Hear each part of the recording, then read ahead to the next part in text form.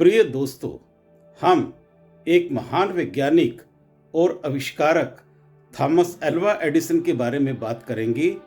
इसमें हम उनकी बिजली के बल्ब और अन्य आविष्कारों के बारे में बात करेंगे।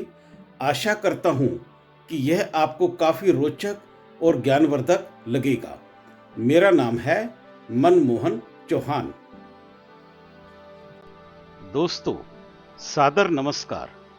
आज मैं मनमोहन चौहान आपको एक ऐसे इंसान की कहानी सुनाने जा रहा हूं जिसने अपनी मेहनत से पूरी दुनिया की किस्मत बदल दी। चलिए शुरू करते हैं थॉमस एडिसन की प्रेरणादायक यात्रा।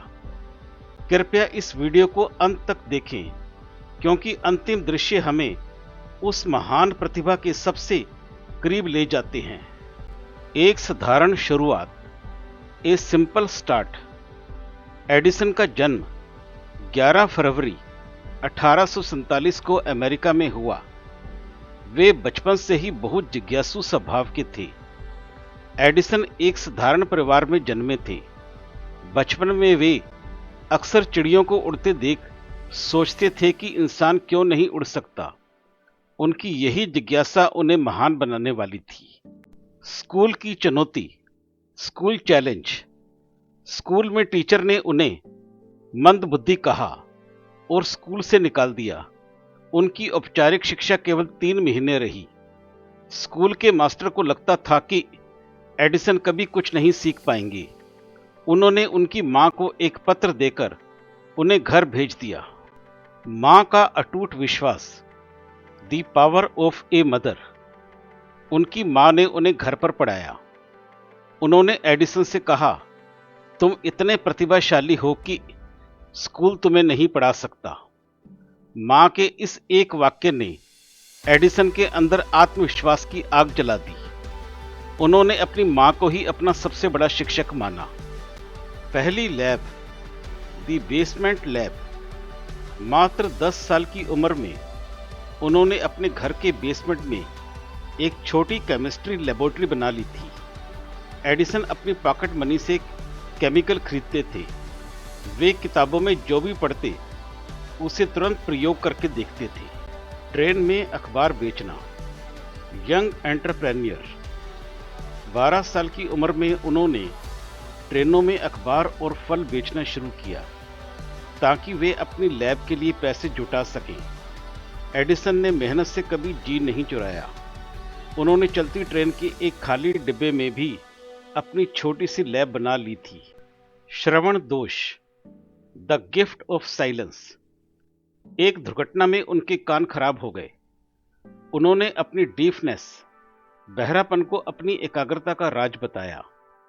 एडिसन कहते थे कि बहरा होने के कारण वे दुनिया के शोर से बच जाते हैं और अपने काम में गहराई से डूब जाते हैं।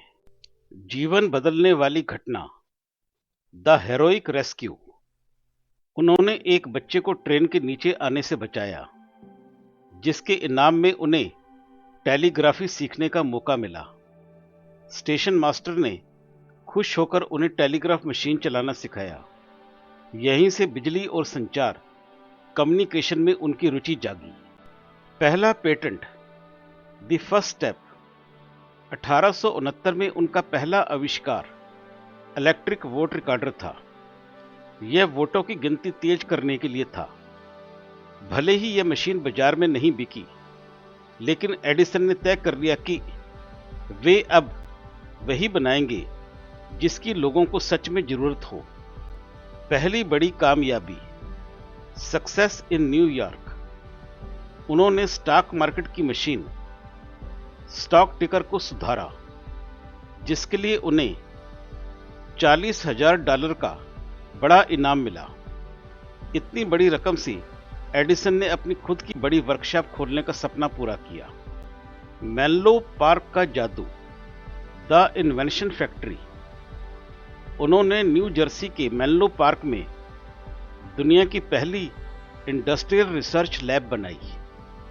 यहां एडिसन और उनकी टीम दिन रात नए आइडियाज पर काम करते थे। लोग उन्हें मेनलो पार्क का जादूगर कहने लगे। आवाज की रिकॉर्डिंग, दी फोनोग्राफ। 1877 में एडिसन ने फोनोग्राफ बनाया। पहली बार इंसान की आवाज को रिकॉर्ड कर दोबारा सुना गया। जब उन्होंने रिकॉर्डिंग में सुना Mary had a little lamb, तो पूरी दुनिया दंग रह गई।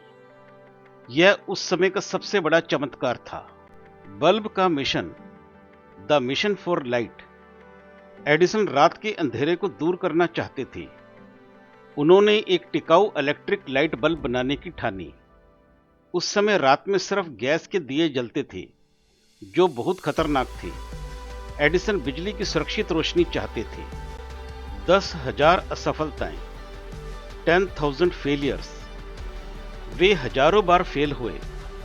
उन्होंने कहा, मैं फेल नहीं हुआ, मैंने बस 10,000 ऐसे तरीके खोजे जो काम नहीं करते।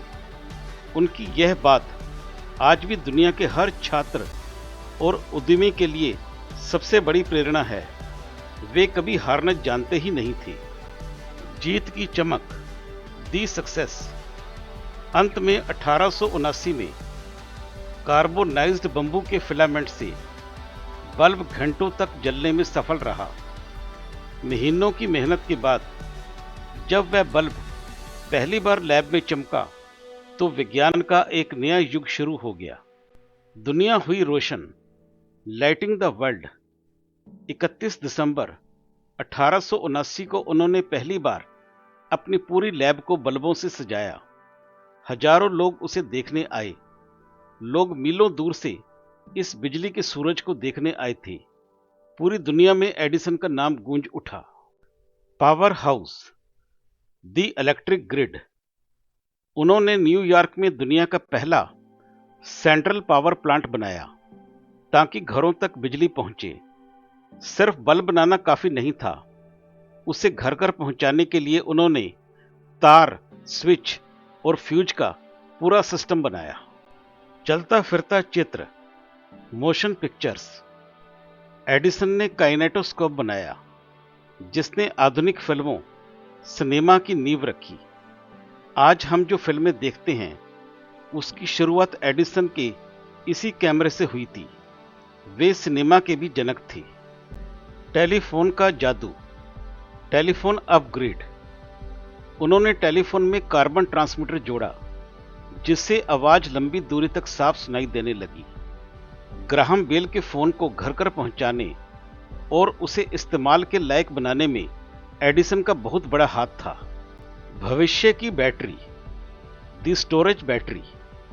उन्होंने इलेक्ट्रिक कारों के लिए एल्कालाइन स्टोरेज बैटरी बनाई। वे हमेशा क्लीन एनर्जी के समर्थक थे। एडिसन जानते थे कि भविष्य में बिजली से चलने वाली गाड़ियां ही चलेंगी। उनकी बैटरी आज भी कई मशीनों का आधार है। खदानों में तकनीक, माइनिंग टेक्नोलॉजी। उन्होंने लोहे को पत्थर से अलग करने के लिए मैग्नेटिक और सेपरेटर मशीन बनाई। एडिसन सिर्फ बिजली ही नहीं, बल्कि भारी उद्योगों, इंडस्ट्रीज को भी आसान बनाना चाहते थे। कंक्रीट के घर, कंक्रीट हाउसेस। एडिसन ने सस्ते घर बनाने के लिए कंक्रीट के घरों का आइडिया दिया था। वे चाहते थे कि गरीब से गरीब व्यक्ति का अपना पक्का घर हो। उनकी सोच हमेशा मानवता के भले के लिए थी। चिकित्सा में योगदान, मेडिकल फ्लोरोस्कोप। उन्होंने फ्लोरोस्कोप बनाया, जिससे डॉक्टर शरीर के अंदर की हड्डियों को लाइव देख सकते थे। उनके इस आविष्कार ने मेडिकल साइंस को एक नई दिशा दी और कई लोगों की जान बचाने में मदद की। 1093 पेटेंट, द रिकॉर्ड होल्डर। उनके नाम पर कुल 1093 पेटेंट्स थे। यह रिकॉर्ड कई दशकों तक कोई नहीं तोड़ पाया। एडिसन की सफलता का राज था उनकी कभी ना खत्म होने वाली मेहनत। वे हर दिन कुछ नया सोचते थे। एडिसन का मंत्र, the genius formula. Genius is 1% inspiration, 99% perspiration. प्रतिभा 1% प्रेरणा है और 99% कड़ी मेहनत। Thomas Edison. वे कहते थे कि सिर्फ सोचने से कुछ नहीं होता, सफलता के लिए पसीना बहाना पड़ता है, दिन रात मेहनत, हार्ड वर्क। वे अक्सर अपनी लैब में ही सो जाते थे। काम ही उनके लिए सबसे बड़ी पूजा थी। कई बार एडिसन हफ्तों तक घर नहीं जाते थे। वे अपने लैब की टेबल पर ही झपकी ले लेते थे। महान टीम वर्क। उन्होंने अकेले नहीं बल्कि बेहतरीन वैज्ञानिकों के साथ मिलकर काम किया। वे टीम वर्क के उस्ताद थे। एडिसन जानते थे कि एक बड़ा लक्ष्य पाने के लिए बहुत सारे काबिल हाथों की जरूरत होती है। अंतिम विदाई, द फाइनल फेयरवेल। 18 अक्टूबर 1931 को इस महान रोशनी देने वाले सितारे का निधन हो गया। उनकी मौत पर पूरे अमेरिका ने 1 मिनट के लिए अपनी लाइटें बंद कर दी थी। वह पल बहुत भावुक था। प्रेरणा, दी लिगेसी। एडिसन का जीवन हमें सिखाता है कि असफलता कोई अंतिम परिणाम नहीं, बल्कि हमारे कार्यप्रणाली को परिष्कृत करने का एक महत्वपूर्ण पड़ाव है। मंजिल की राह में आने वाली हर बाधा हमें यह परखने का अवसर देती है कि हमारा संकल्प कितना मजबूत है। जब हम हार मानने की बजाय अपनी गलतियों से सीखते हैं तो हम सफलता के एक कदम और करीब पहुंच जाते हैं। याद रखें, महान उपलब्धियां रातों रात नहीं मिलती। वे निरंतर प्रयास और कभी न थकने वाले साहस का परिणाम होती हैं। इसलिए रुकावटों से घबराना नहीं, बल्कि अपने अटूट विश्वास के साथ निरंतर आगे बढ़ते रहना ही जीवन का वास्तविक मंत्र है। एक महान जीनियस के वर्कशॉप की दुर्लभ झलक, a rare glimpse into the workshop of genius. निष्कर्ष, कंक्लूजन पर पहुंचने से पहले आइए समय के पहिए को पीछे घुमाते हैं। प्रस्तुत है 1922 की ऐतिहासिक film a day with Thomas Edison का एक विशेष एक्सट्रैक्ट अंश। यह दुर्लभ copyright free public domain video हमें सीधे उस युग में ले जाता है जहां आधुनिक विज्ञान की नींव रखी गई थी। इस ओरिजिनल फुटेज के माध्यम से आप थॉमस एडिसन को उनके निजी वर्क स्टेशन पर देख पाएंगे। यह दृश्य उनके असाधारण फोकस और उस वर्क एथिक का एक सजीव प्रमाण है जिसने लाइट बल्ब के आविष्कार से पूरी मानवता के इतिहास को बदल दिया। फिल्म के इस ऑथेंटिक और लुभावने एक्सट्रैक्ट अंश को गौर से देखिए, जिसके बाद हम इस महान सफर का समापन करेंगे।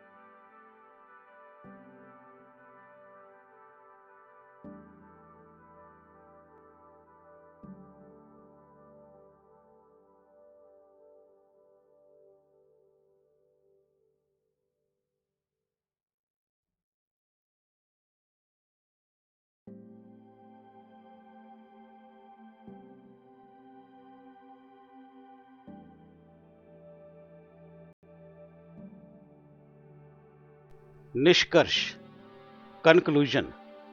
उम्मीद है आपको ये यात्रा पसंद आई होगी। तो दोस्तों, यह थी थॉमस एडिसन की कहानी। उम्मीद है कि आप भी अपने जीवन में कभी हार नहीं मानेंगे। मैं मनमोहन चौहान आपसे विदा लेता हूं। धन्यवाद।